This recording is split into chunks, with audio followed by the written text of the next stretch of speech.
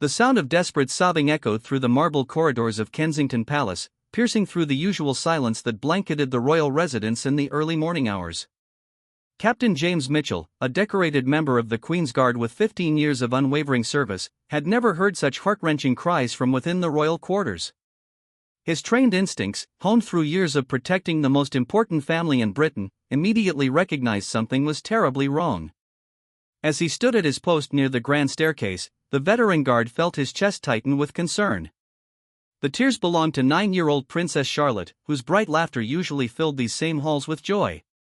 But, this morning, her cries carried a weight that seemed far too heavy for such young shoulders to bear. Without hesitation, Captain Mitchell abandoned his post and began running down the corridor, his polished boots creating an urgent rhythm against the ancient stone floors. What he was about to discover would not only change his understanding of royal life forever, but also reveal a shocking family secret that had been carefully hidden from the world for months. The princess's tears would lead to the exposure of a conspiracy that reached the highest levels of the royal household, threatening to shake the very foundations of the monarchy itself. This is the true story of one guard's decision to put compassion before protocol, and how a little girl's courage would ultimately save her family from a danger none of them saw coming. Captain James Mitchell had always prided himself on being unshakable. 15 years of service in the Queen's Guard had taught him to remain calm under pressure, to observe without emotion, and to protect without question.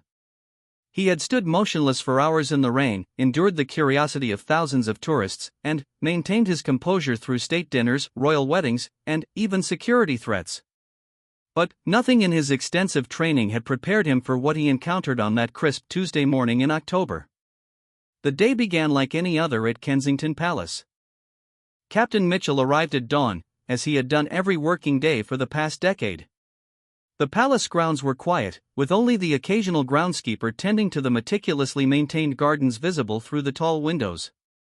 The morning briefing had been routine, no special events scheduled, no visiting dignitaries expected, and the weather forecast promised a typical London autumn day with scattered showers. As Captain Mitchell took his position near the main corridor that connected the private royal apartments to the formal reception areas, he noticed the unusual stillness that seemed to hang in the air.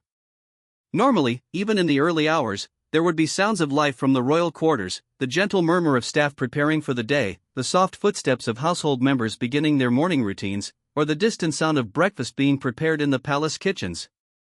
Instead, there was an almost oppressive silence that made every small sound seem amplified. The ticking of the grandfather clock at the end of the corridor seemed louder than usual. The soft whistling of wind through the ancient window frames created an almost haunting melody. Even his own breathing seemed to echo in the vast space. It was precisely 7:45 in the morning when Captain Mitchell first heard the sound that would change everything.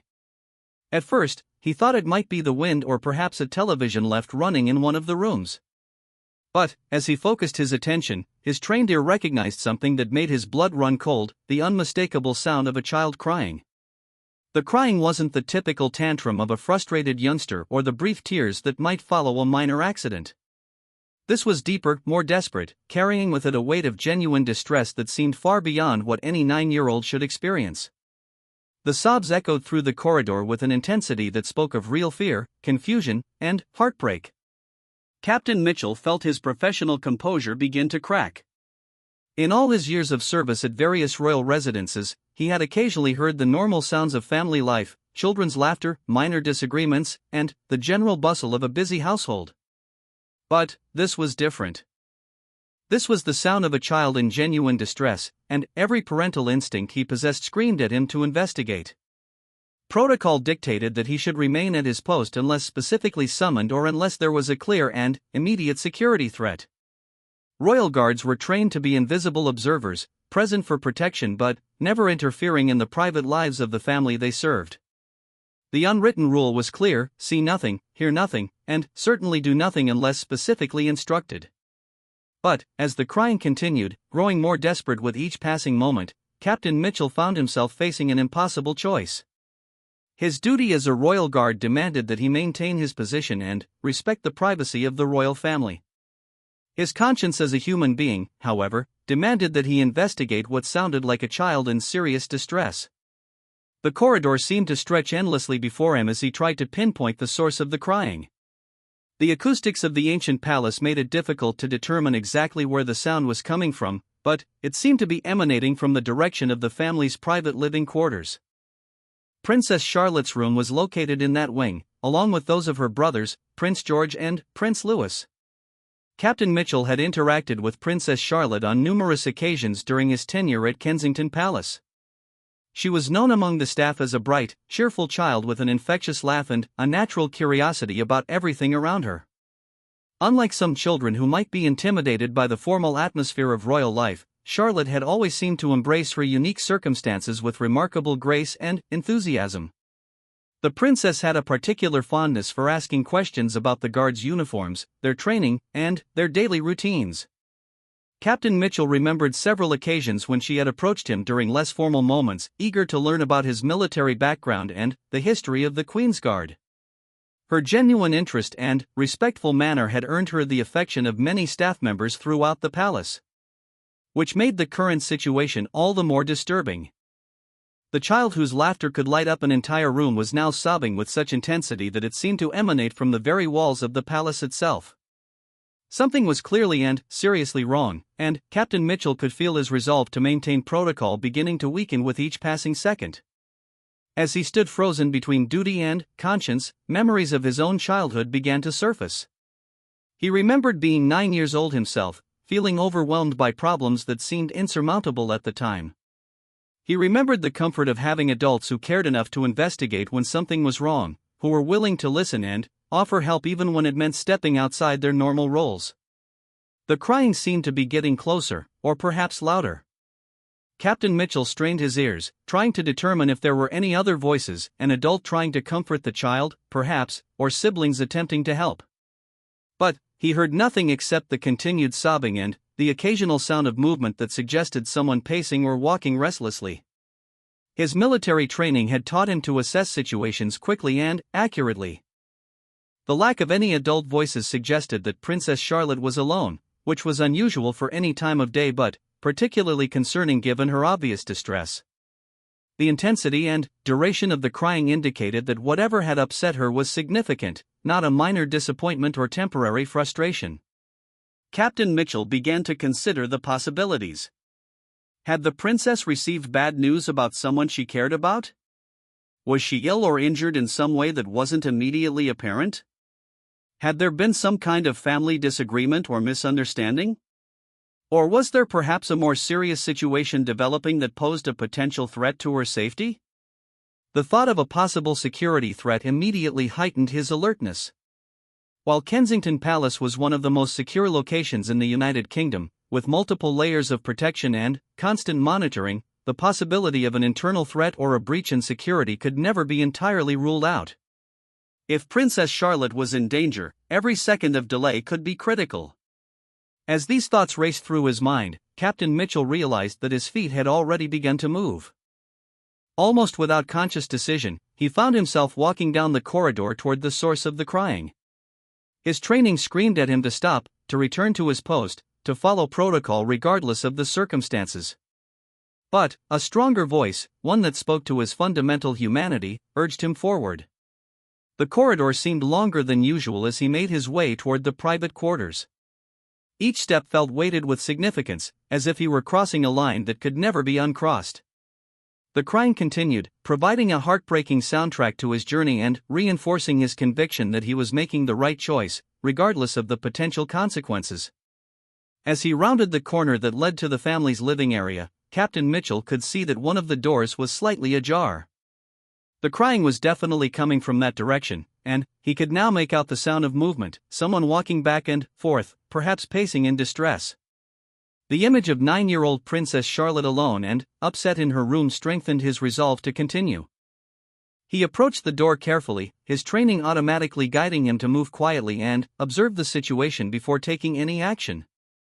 What he saw through the gap in the door would remain etched in his memory forever, and would mark the beginning of a series of events that would ultimately expose a conspiracy that reached the highest levels of the royal household.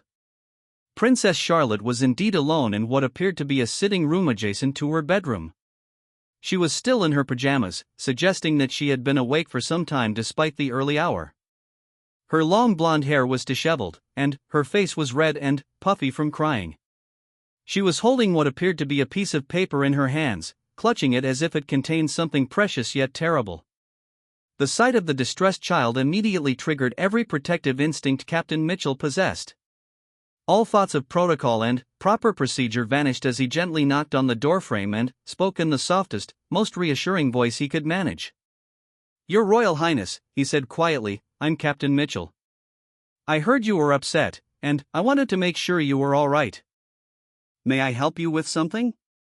Princess Charlotte looked up at him with tear-filled eyes that seemed far too old and troubled for such a young face. What she said next would begin to unravel a carefully constructed web of deception that had been months in the making, and would ultimately save her family from a danger none of them had seen coming. Princess Charlotte looked up at Captain Mitchell with eyes that seemed to hold far more knowledge and pain than any 9-year-old should possess. Her small hands trembled as she clutched the piece of paper, and, for a moment, she seemed to struggle with whether she could trust him with whatever terrible secret she had discovered. The silence stretched between them, filled only with her occasional sniffles and the distant sounds of the palace beginning to wake up around them. "Captain Mitchell," she finally whispered, her voice so quiet he had to strain to hear her, "something very bad is happening to my family, and I don't know who I can tell. I think someone is trying to hurt us, but not in the way the guards are supposed to protect us from." The captain felt his heart sink as he processed her words. His first instinct was to reassure her that she was safe, that the palace was secure, and that whatever she had heard or seen was probably not as serious as she feared.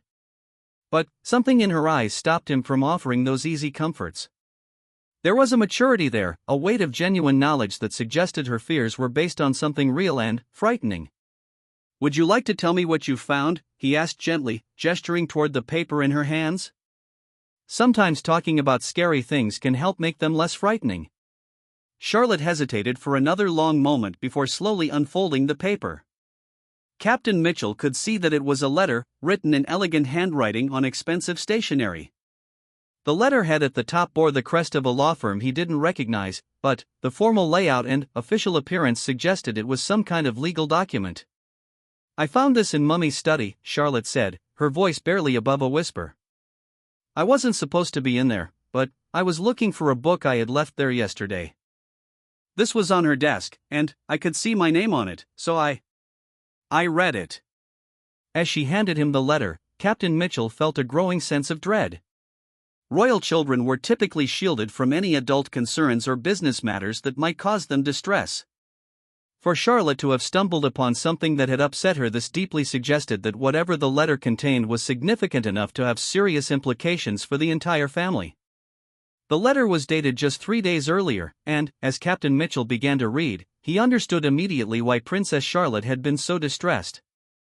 The document was from a prestigious London law firm, and it detailed what appeared to be a complex legal challenge to the inheritance rights of all 3 Wales children. According to the letter, someone was claiming that Prince William's marriage to Catherine had never been legally valid, which would make their children illegitimate and, therefore, ineligible to inherit any royal titles or positions in the line of succession. The legal language was complex and filled with technical terms, but the basic premise was clear enough for even a 9-year-old to understand the devastating implications.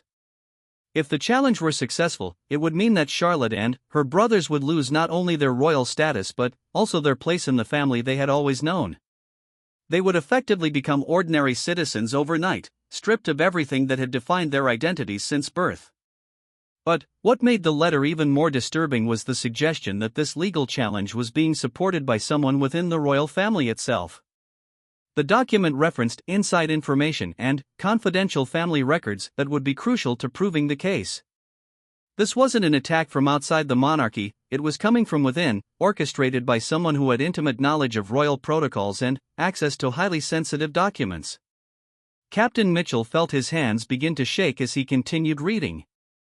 The letter mentioned specific details about the Wales family's private life, including information about their children's education, their living arrangements, and even personal family conversations that should have been known only to immediate family members and their most trusted staff. Someone very close to the family was clearly feeding information to these lawyers, and that someone was positioned to do tremendous damage. "Do you understand what this means?" Charlotte asked, her voice breaking. If what this letter says is true, then George won't be king someday, and Louis and I won't be prince and princess anymore.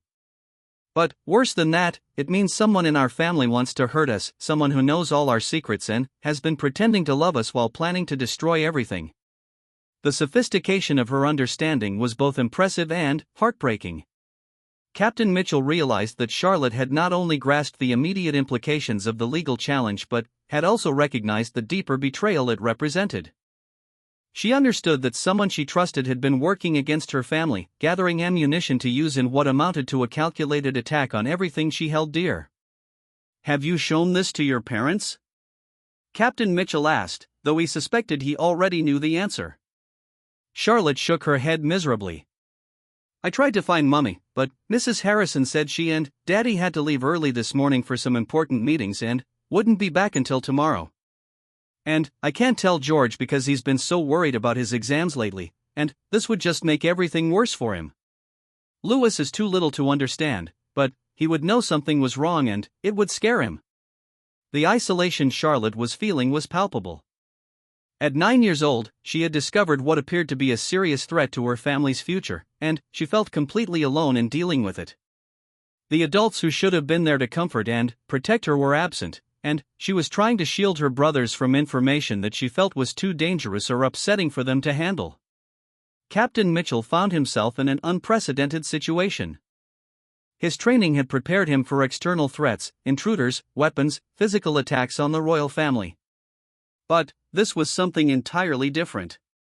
This was a threat that came from within the family itself, and it involved complex legal and personal issues that were far outside his area of expertise. However, his instincts told him that Charlotte's distress was completely justified. The letter she had found represented a serious threat to the Wales family, and the fact that it suggested insider involvement made it potentially devastating. If someone within the royal household was indeed working with outside legal forces to challenge the children's legitimacy, it could create a constitutional crisis that would rock the monarchy to its foundations. "Charlotte," he said carefully, "I think you were very brave to read this letter and very smart to understand how serious it is. But this is definitely something that your parents need to know about immediately, even if they're in meetings. Some things are too important to wait." The princess nodded, but her expression remained troubled. "But what if the person who's helping these lawyers finds out that we know about their plan? What if they try to hurt us or make things worse for my family? And what if other people find out about this before Mummy and Daddy can fix it? Won't it be in all the newspapers and make everyone think terrible things about us?" Her concerns were remarkably mature and showed a sophisticated understanding of how such a scandal could damage not only her family but the monarchy itself. Captain Mitchell realized that Charlotte was not only dealing with the immediate shock of discovering the threat but was also grappling with the complex implications of how to respond to it safely and effectively. As he considered how to answer her questions, Captain Mitchell became aware of sounds from elsewhere in the palace that suggested other staff members were beginning their daily routines. Soon, the corridors would be filled with household staff, security personnel, and various officials conducting palace business.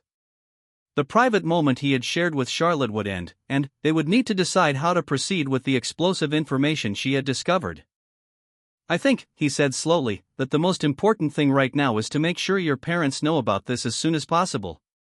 They have people who can help them figure out what to do and how to protect all of you. But you're right to be concerned about keeping this secret until they can handle it properly." Charlotte wiped her eyes with the back of her hand and stood up straighter, as if drawing on some inner reserve of royal composure that had been instilled in her since birth. "Will you help me figure out how to tell them? I don't want to just call them and say something terrible on the phone, but I also don't want to wait until tomorrow if this is really as bad as it seems." The trust she was placing in him was both humbling and terrifying. Captain Mitchell realized that his decision to abandon his post and investigate her crying had placed him in a position of enormous responsibility. He was now involved in what could become one of the most significant crises in recent royal history, and a 9-year-old princess was looking to him for guidance on how to proceed. Before he could respond, they both heard the sound of footsteps approaching from down the corridor. Someone was walking toward the family quarters with the purposeful stride of a person on official business. Captain Mitchell felt his pulse quicken as he realized that they were about to be discovered, and that he would need to explain why he was in the princess's private sitting room discussing what appeared to be highly sensitive family matters. Charlotte's eyes widened with alarm as she recognized the footsteps. "That's Mrs. Pemberton," she whispered urgently. "She's the new private secretary to Mummy. She started working here just a few months ago, and she always seems to be around when things are supposed to be private. What if she's the one who's been giving information to those lawyers?" The possibility sent a chill down Captain Mitchell's spine. If Charlotte's suspicion was correct, then they were about to face the very person who might be orchestrating the attack on her family.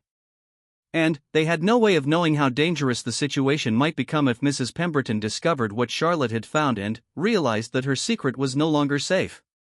The footsteps were getting closer, and Captain Mitchell could see panic beginning to take hold of Charlotte.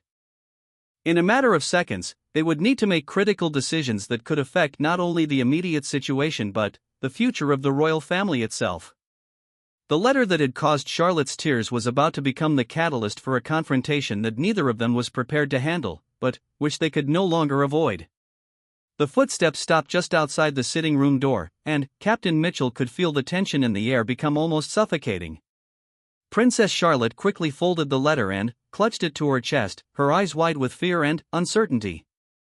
In that moment, Captain Mitchell made a split-second decision that would prove to be one of the most important choices of his career. "Quick," he whispered to Charlotte, "put the letter in your pocket and try to look like we've been having a normal conversation. If Mrs. Pemberton asks what we were discussing, tell her you were feeling homesick and I was cheering you up with stories about the palace guards." "Can you do that?" Charlotte nodded bravely, though her hands were still trembling as she stuffed the letter into the pocket of her pajamas. She wiped her face one more time and tried to compose herself, drawing on the poise that had been instilled in her since she was old enough to appear in public. Mrs. Helen Pemberton appeared in the doorway, her sharp eyes immediately taking in the scene before her. She was a woman in her mid-40s, impeccably dressed despite the early hour, with graying hair pulled back in a severe bun and an expression that seemed permanently set in disapproval. She had joined the Wales household staff just 4 months earlier, coming with impressive credentials and glowing references from previous positions in high-level government offices. "Captain Mitchell," Mrs. Pemberton said in a crisp, authoritative tone, "may I ask what you're doing in this area of the palace? I was under the impression that security personnel were supposed to maintain their assigned positions unless responding to a specific emergency." Captain Mitchell felt his military training kick in as he responded with calm professionalism. "I heard sounds of distress from this direction and came to investigate, as protocol requires when there's a potential concern for the safety and well-being of any family member. I found Her Royal Highness feeling a bit upset, and I was offering some reassurance." Mrs. Pemberton's gaze shifted to Princess Charlotte, and Captain Mitchell noticed something that made him instantly uncomfortable. There was an intensity in the woman's eyes that seemed inappropriate for an adult looking at a distressed child. Instead of showing concern or compassion, Mrs. Pemberton appeared to be studying Charlotte with the calculating attention of someone trying to determine how much the child might know about something important. "Princess Charlotte," Mrs. Pemberton said with forced warmth, "you seem to have been crying. Is everything all right? Perhaps you had a bad dream or received some upsetting news?" The question seemed innocent enough on the surface, but Captain Mitchell detected an undertone that made him uneasy. Mrs. Pemberton wasn't simply expressing concern for Charlotte's welfare, she was fishing for information, trying to determine what had caused the princess's distress. Charlotte, demonstrating remarkable composure for a 9-year-old in such a stressful situation, managed to respond with convincing innocence. "I was just feeling a bit sad about missing some of my friends from school during the holiday break. Captain Mitchell was telling me about how the guards sometimes miss their families too, and how they stay brave even when they feel lonely."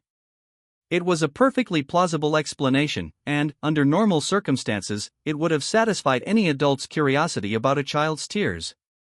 But Captain Mitchell watched Mrs. Pemberton's face carefully and saw that she wasn't entirely convinced. There was a wariness in her expression that suggested she suspected there might be more to the situation than Charlotte was revealing. "I see," Mrs. Pemberton said slowly. "Well, I'm sure your parents will be home tomorrow, and you'll feel much better once you can talk to them about anything that might be troubling you." In the meantime, perhaps it would be best if you got dressed for the day. Your tutor will be arriving soon for your morning lessons.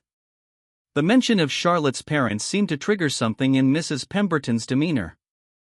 Captain Mitchell noticed a subtle shift in her posture and expression, as if the reminder of the whale's parents had activated some internal calculation or concern. Actually, Mrs. Pemberton continued, I just received word that your parents' meetings have been extended, and they won't be returning until late tomorrow evening. So it will be important for you to maintain your normal routine and not worry about anything beyond your usual daily activities. Captain Mitchell felt a chill run down his spine. The timing of this news seemed suspiciously convenient, and he couldn't shake the feeling that Mrs. Pemberton was deliberately trying to keep Charlotte isolated from her parents for reasons that had nothing to do with protecting the child's peace of mind.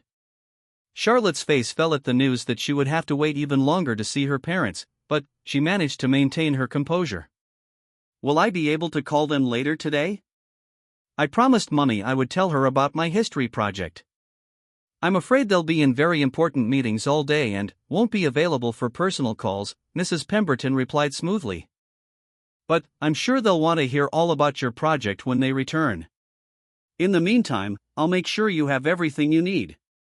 The woman's response struck Captain Mitchell as unnecessarily controlling. Even during the busiest royal schedules, parents typically found ways to maintain contact with their children, especially during extended absences. The fact that Mrs. Pemberton was actively discouraging Charlotte from contacting her parents raised significant red flags in his mind. As Mrs. Pemberton prepared to leave, she turned back to Captain Mitchell with an expression that carried an unmistakable warning. Captain, I trust you'll return to your assigned post immediately. And I'm sure you understand the importance of maintaining discretion about any private family matters you might observe during your duties.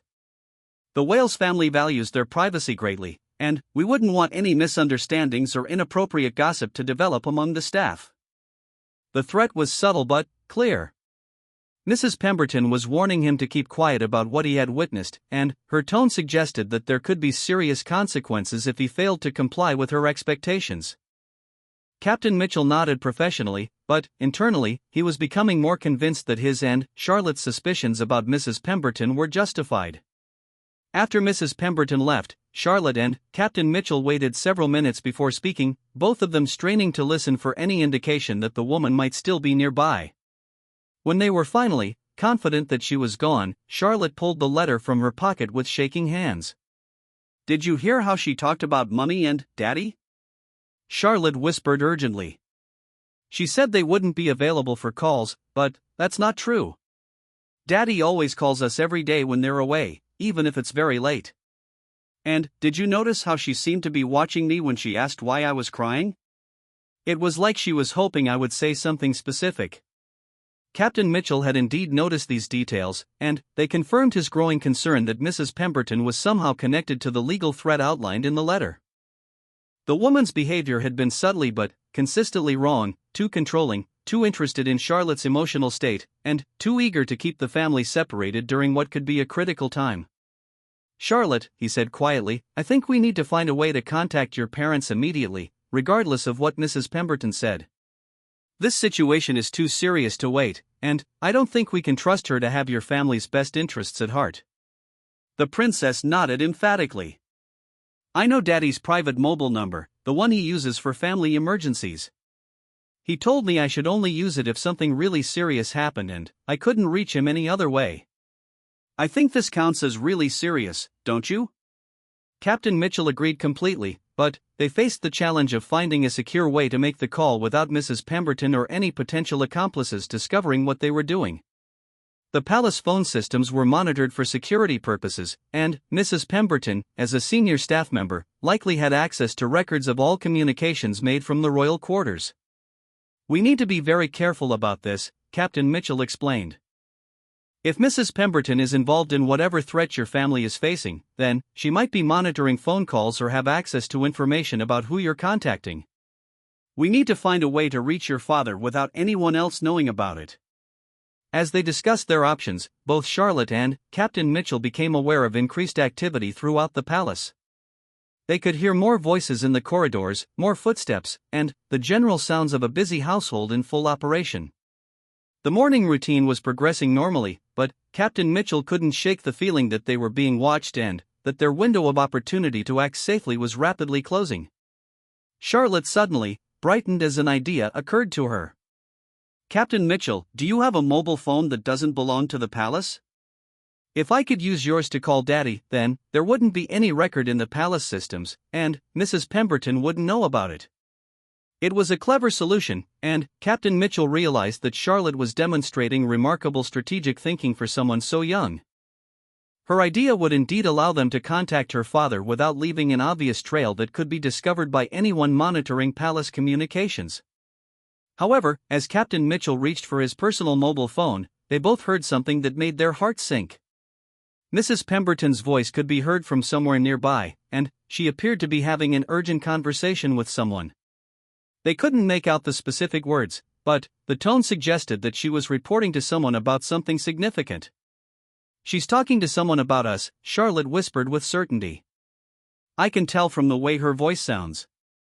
She's telling someone that she found us together, and now they're going to do something to stop us from warning Daddy." The realization that their brief encounter with Mrs. Pemberton might have triggered some kind of response from the people behind the legal threat added a new layer of urgency to their situation. Captain Mitchell understood that they were no longer simply dealing with the need to inform Charlotte's parents about the letter. They were now potentially in immediate danger from people who had been planning this attack for months and had no intention of letting their plans be disrupted by a curious 9-year-old and a conscientious guard. The sound of Mrs. Pemberton's conversation was getting closer, and Captain Mitchell realized that they needed to act immediately or risk losing any chance of getting help before the situation became even more dangerous. The next few minutes would determine whether they could successfully warn Charlotte's parents about the threat they faced, or whether they would become victims of a conspiracy that had already demonstrated its willingness to target a child in pursuit of its goals. Captain Mitchell's military instincts took control as he quickly assessed their deteriorating situation. Mrs. Pemberton's voice was definitely getting closer, and the urgency in her tone suggested that their brief conversation had triggered some kind of alarm among the conspirators. He realized that they had only minutes, perhaps even seconds, before they would be discovered and potentially prevented from warning Charlotte's parents. "Charlotte," he whispered urgently, "we need to move now. Do you know another way out of this area where we won't be seen from the main corridor?" The princess nodded quickly, her face pale but determined. "There's a servant's staircase that leads down to the kitchen level. Mummy showed it to me once when we were playing hide and seek. If we can get there without being seen, we can find a quiet place to call Daddy." Captain Mitchell made a rapid decision that would violate virtually every protocol in his training manual. "All right. You're going to lead me to that staircase, and then we're going to find the most secure location we can to make this call. But, Charlotte, you need to understand that once we do this, there's no going back.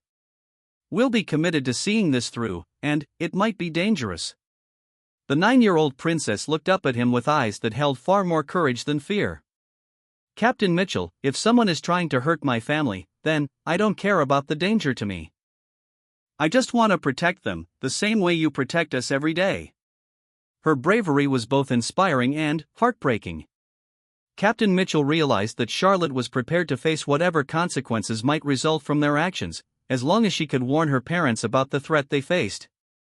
It was a level of selfless courage that he had rarely seen even among trained soldiers, and it strengthened his resolve to help her regardless of the personal cost. Moving with practiced stealth, Captain Mitchell followed Charlotte through a maze of corridors and passages that he had never seen despite his years of service at the palace. The princess navigated confidently through areas that were clearly off-limits to most staff members, demonstrating an intimate knowledge of the building that came from years of exploration during her childhood. As they moved through the palace, Captain Mitchell could hear Mrs. Pemberton's voice echoing from various locations, suggesting that she was actively searching for them. Occasionally, they heard other voices joining the search, indicating that she had enlisted help from other staff members. The fact that she was able to mobilize multiple people so quickly suggested that she held significant authority within the household and that the conspiracy might involve more people than they had initially realized. The servants' staircase was narrow and poorly lit, clearly designed for the discreet movement of household staff rather than for comfort or convenience. As they descended toward the kitchen level, Captain Mitchell could hear the normal sounds of breakfast preparation beginning in the distance. The familiar routine of palace life continued around them, but he couldn't shake the feeling that they were moving through an increasingly hostile environment where any wrong step could expose them to their pursuers. Charlotte led him through a series of storage rooms and service corridors until they reached what appeared to be a small office used by the kitchen management staff. The room was currently empty, with only the sound of distant food preparation indicating any nearby activity. It wasn't ideal for privacy, but it was the best option available under the circumstances. "This should be safe for a few minutes," Charlotte whispered. "The kitchen staff is too busy with breakfast to come in here right now, and Mrs. Pemberton wouldn't think to look for us in this part of the palace." Captain Mitchell pulled out his personal mobile phone and handed it to Charlotte. "Do you remember your father's emergency number?" Charlotte nodded and began dialing with fingers that shook only slightly. Captain Mitchell was impressed by her composure under pressure, but he could see the strain of the situation in the tightness around her eyes and the way she held her shoulders rigid with tension. The phone rang several times before connecting, and Captain Mitchell could hear a familiar voice answer with obvious concern. Prince William's tone immediately indicated that he recognized something was wrong, even before Charlotte spoke. "Daddy?" Charlotte's voice was barely above a whisper, but it carried all the relief and desperation she had been holding back. "Daddy, I need to tell you something very important, and I think we might be in danger." Captain Mitchell could hear Prince William's voice become sharp with alarm, though he couldn't make out the specific words. Charlotte took a deep breath and began to explain what she had discovered, speaking with remarkable clarity and precision despite her obvious fear. "I found a letter in Mummy's study about lawyers trying to say that you and Mummy were never really married, and that George and Louis and I aren't really royal. But that's not the worst part, Daddy. The letter says someone in our family is helping them, someone who knows all our private business and has been giving them information about us." The silence on the other end of the phone was profound, and Captain Mitchell could almost feel Prince William's shock and anger radiating through the connection. When he spoke again, his voice was tight with controlled fury and determination. Charlotte continued with her account, describing how she had found the letter, how upset she had been, and how Captain Mitchell had helped her understand what it meant. She also explained their suspicions about Mrs. Pemberton and how the woman had behaved strangely when she discovered them together. "Daddy, Mrs. Pemberton told me that you and Mummy wouldn't be available for calls today, and that you wouldn't be home until late tomorrow. But I know that's not true, because you always call us when you're away." And she seemed really interested in why I was crying, like she was hoping I would tell her something specific. Prince William's response was immediate and decisive. Captain Mitchell could hear him giving rapid instructions to someone nearby, and the urgency in his voice made it clear that he was treating Charlotte's information as a credible and serious threat. The fact that he didn't dismiss her concerns or try to reassure her that she was mistaken confirmed Captain Mitchell's assessment that the situation was genuinely dangerous. "Charlotte, listen to me very carefully," Prince William said in a voice that combined parental love with royal authority. "You and Captain Mitchell did exactly the right thing by calling me. I want you to stay exactly where you are and don't trust anyone except Captain Mitchell until I can get back to you. I'm going to arrange for some very special security people to come to the palace immediately, and they're going to make sure you're safe." Charlotte's relief was visible in the way her shoulders finally relaxed slightly. "Are you coming home, Daddy?" "I'm really scared, and I want you and Mummy to be here." "We're leaving right now," Prince William assured her. "But it's going to take us a few hours to get there, so I need you to be very brave for just a little bit longer." "Captain Mitchell, are you there?" Captain Mitchell took the phone from Charlotte. "Yes, Your Royal Highness. I'm here, and I give you my word that I'll protect Princess Charlotte with my life if necessary." "I know you will," Prince William replied. "And I want you to know that you've potentially saved my family today. But right now, I need you to follow my instructions exactly. There are people coming to the palace who will identify themselves with a specific code phrase. Don't trust anyone else, no matter what credentials they show you or what authority they claim to have." Prince William provided Captain Mitchell with detailed instructions about who to trust and how to verify their identity. He also explained that the situation was even more serious than the letter had indicated, because the legal challenge was apparently just one part of a larger conspiracy that had been developing for months. As Captain Mitchell listened to the prince's instructions, they suddenly heard footsteps in the corridor outside their hiding place. Someone was moving through the service areas with purpose, and the sound was getting closer to their location. Mrs. Pemberton's voice could be heard giving directions to other people, suggesting that the search for Charlotte and Captain Mitchell had expanded and was now being conducted systematically throughout the palace. "Your Royal Highness," Captain Mitchell said quietly into the phone, "I think they've found us. We may need to move again immediately." "Then, move," Prince William replied without hesitation. "But stay on the line if possible. I want to be able to hear what's happening and provide guidance if you need it." The door to their hiding place rattled as someone tried the handle, and Captain Mitchell realized that they had run out of time and options. Whatever happened next would determine whether Charlotte's brave decision to trust him with her family's secret would result in their salvation or their capture by people who had already demonstrated their willingness to target a child in pursuit of their goals. Charlotte looked up at him with complete trust, waiting for his guidance on how to proceed. Captain Mitchell felt the full weight of responsibility for her safety, and he knew that the next few minutes would test every skill and instinct he had developed during his 15 years of service to the crown. The handle turned, and the door began to open. Captain Mitchell positioned himself between Charlotte and whoever was about to enter, preparing for a confrontation that could determine the future of the royal family itself. The door swung open to reveal Mrs. Pemberton flanked by two men Captain Mitchell didn't recognize. They were dressed in dark suits and had the bearing of security professionals, but something about their demeanor immediately set off alarm bells in his trained mind.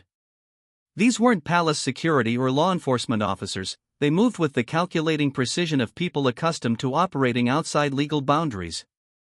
"Princess Charlotte," Mrs. Pemberton said in a voice that no longer held any pretense of warmth, "you and Captain Mitchell need to come with us immediately. There's been a security concern, and we need to ensure your safety." Captain Mitchell stepped protectively in front of Charlotte, his hand instinctively moving toward his radio to call for backup. But one of the men with Mrs. Pemberton moved with lightning speed, producing what appeared to be a signal jamming device that immediately cut off all communication with palace security. "I'm afraid that won't be necessary, Captain," Mrs. Pemberton continued coldly. "This matter needs to be handled discreetly, without involving the regular security protocols. The princess has apparently stumbled upon some sensitive family information that requires careful management." Charlotte pressed closer to Captain Mitchell's back, and he could feel her trembling. But when she spoke, her voice was steady and carried the unmistakable authority of someone born to rule.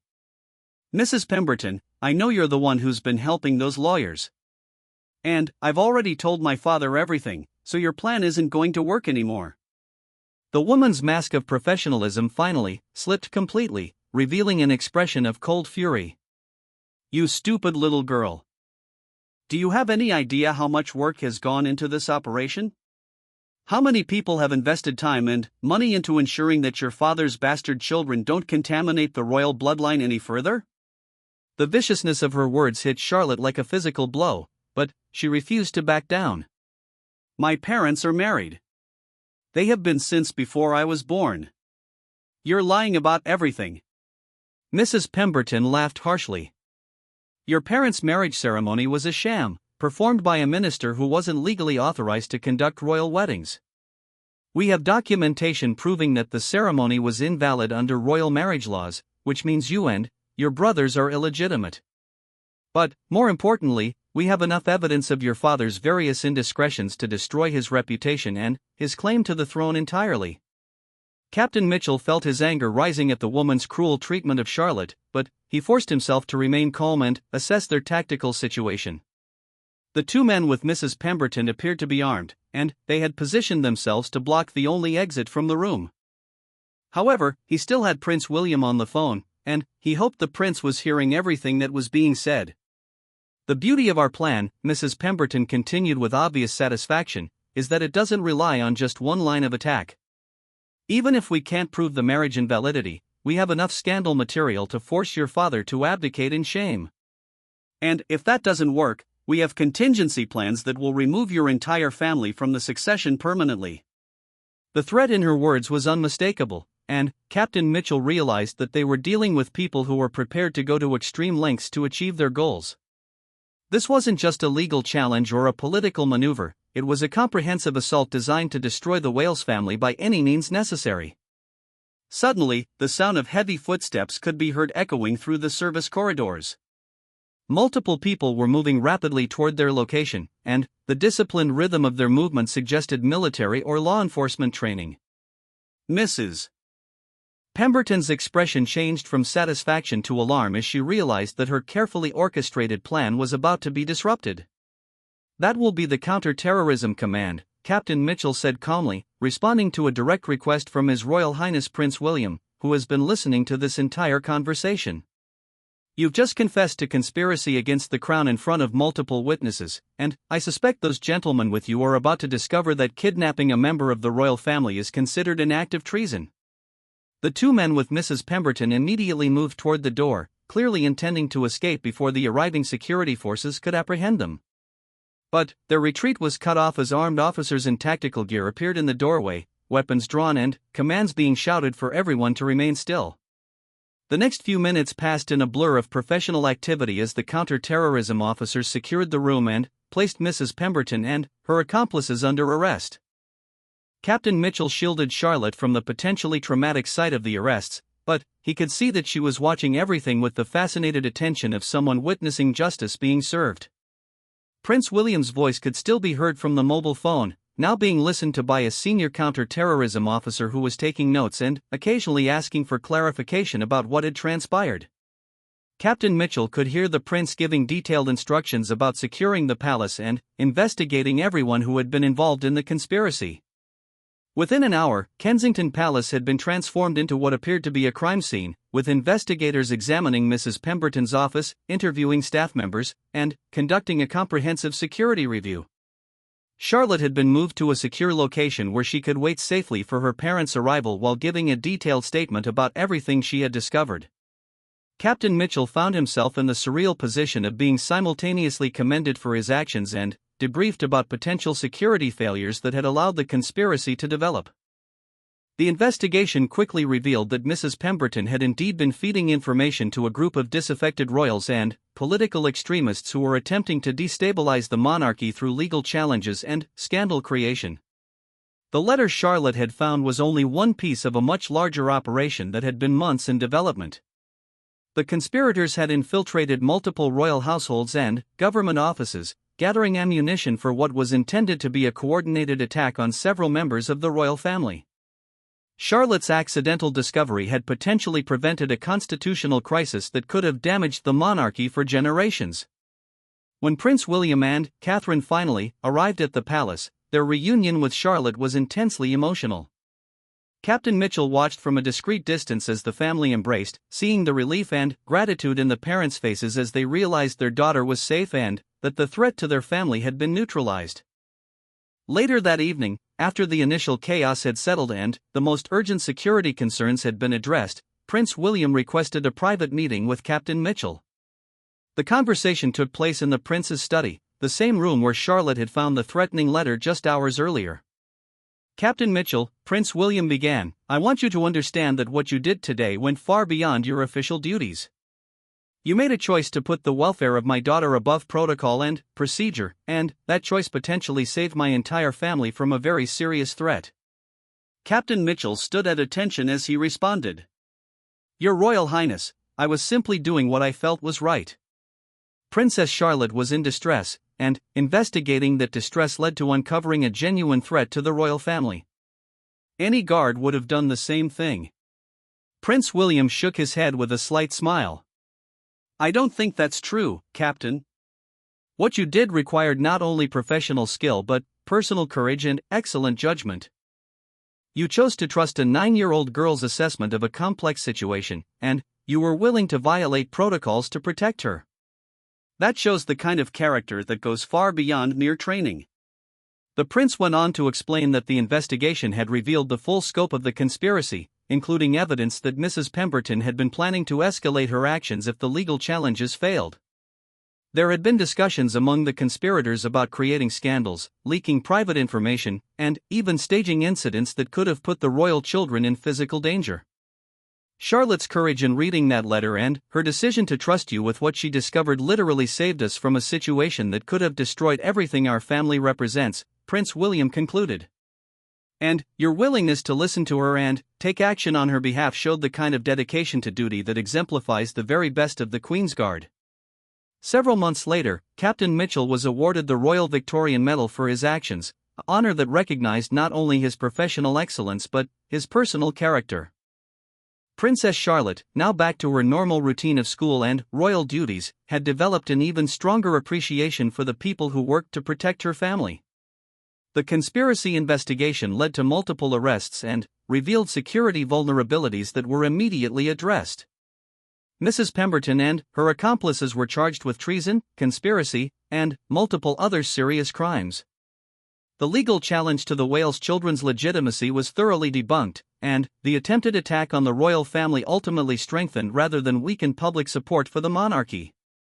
But perhaps the most significant outcome of the entire incident was the bond that had been forged between an experienced royal guard and a brave young princess. Captain Mitchell had learned that sometimes the most important threats come not from outside the palace walls but from those trusted with access to the most private areas of royal life.